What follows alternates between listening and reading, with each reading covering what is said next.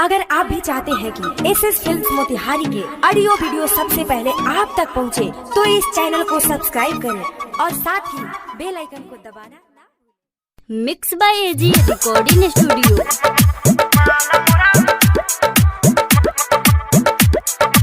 Music director कीजिए प्रभुनंद, कीजिए प्रभुनंद।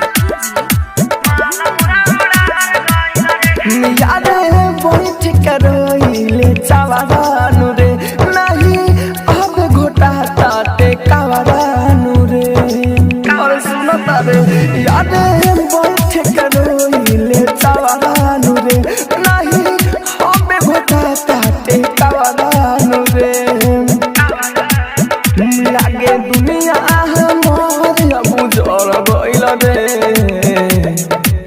हाय आखिर कौन भइला प्यार में गलत जे माला मोरा उड़ार गइल रे। आखिर कौन भइला प्यार में गलत जे माला मोरा उड़ार गइल रे। Mix by AG recording studio.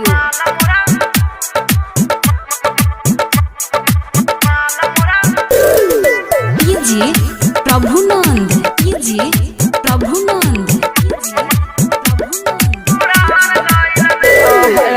खत्म में पकौड़ी याद यार छौड़ी दिन रात मरत रही करे पा।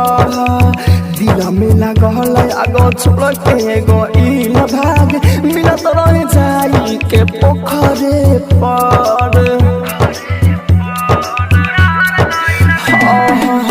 खत्म में पकौड़ी याद यार छौड़ी दिन रात मरत रही करे पा।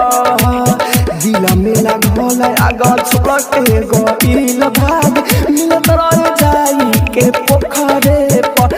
सब अब कैसे से हमर ढह गइल रे। हाय आखिर कौन भइला प्यार में गलत जे माला मोरा उड़ार गइल रे। आखिर कौन भइला प्यार में गलत जे माला मोरा उड़ार गइल रे।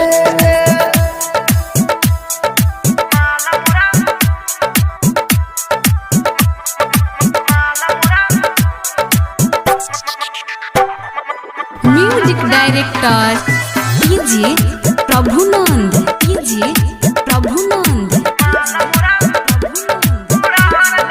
सोना गुडू गोल देना बा धोइले बाटा रे ना बा। पता लागल काले के भागल बा। हम नहीं जननी रे मलवे पहामारा उहो दीवाना त पागल बा। भाई रे गुडू गोल देना बा धोइले बाटा रे ना बा। पता लागल काले के भागल बा। हम नहीं जननी रे मलवे पहामारा उहो दीवाना त पागल बा।